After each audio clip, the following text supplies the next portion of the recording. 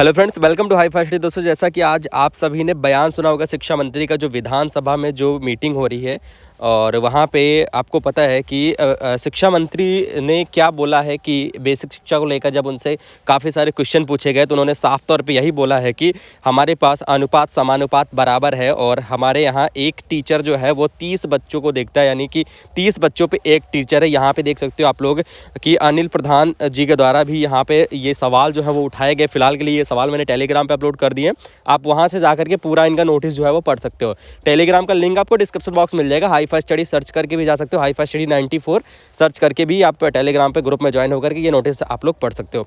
ठीक है, तो यहाँ पे अगर आपने अभी भी अगर आप नहीं जागे हैं तो कहीं ना कहीं आपको पता है कि आप खाली हाथ रह जाएंगे और आपके हाथ कुछ नहीं होने वाला है। जैसा कि मैंने आपको बताया था कि 5 तारीख से धरना प्रदर्शन हो रहा है लखनऊ में, और लखनऊ में बहुत सारे भर्ती वहाँ पर पहुँचे भी हैं। और अगर आप नहीं पहुँचे हैं तो थोड़ा सा टाइम निकाल करके वहाँ पे ज़रूर पहुँचिए, क्योंकि आप ही लोगों के लिए लड़ाई वहाँ पर भी लड़ी जा रही है।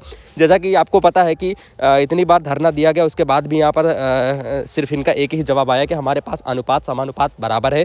ये एक चीज़ रट के आते हैं माननीय शिक्षा मंत्री जी की ये अनुपात और समानुपात हमारे पास बराबर, यही एक रट के आते हैं ये। बाकी ये किसी भी क्वेश्चन का ज़्यादातर जवाब नहीं देते हैं। जवाब दे भी क्यों पाए, क्योंकि इनके पास जवाब ही नहीं होता है। ठीक है, तो यहाँ पे आप सभी को पता है कि उत्तर प्रदेश में भर्ती के लिए अगर हम यहाँ पर बात करें तो भर्ती जब तक आप ज़मीनी स्थल पर नहीं उतरेंगे तब तक नहीं हो पाएगा। आगे बयान सुन लीजिए सबसे पहले इनका। मैं आपको अवगत कराना चाहता हूं आपके माध्यम से माननीय अध्यक्ष जी कि वर्तमान में बेसिक शिक्षा विभाग के अंतर्गत जिस तरह से माननीय सदस्य भी अभी कह रहे थे, क्योंकि हमारे शिक्षा मित्र और अनुदेशक दोनों पठन पाठन के कार्य में सहयोग करते हैं और विद्यालय में जो भी शैक्षणिक कार्य बच्चों के लिए कराए जाते हैं उसमें उनका भी योगदान रहता है। हमारे बेसिक शिक्षा विभाग के अंतर्गत अंशकालिक अनुदेशक और शिक्षा मित्र और हमारे सहायक अध्यापक सभी लोगों को मिला करके हमारे पास 6,28,915 शिक्षकों की संख्या अभी वर्तमान में प्रदेश में उपलब्ध है। और जो हमारा छात्रों का और शिक्षक का अनुपात होना चाहिए, जो प्राइमरी में एक शिक्षक 30 बच्चों के लिए होना चाहिए और अपर प्राइमरी में 35 बच्चों पे एक शिक्षक होना चाहिए, इस अनुपात को हम सब लोग अभी बरकरार रखे हुए हैं। और इस अनुपात जब पूरा है तो पठन पाठन के कार्य में किसी तरह की कोई दिक्कत नहीं आ रही है। और मैं बताना चाहता हूं कि हमारी सरकार के अंतर्गत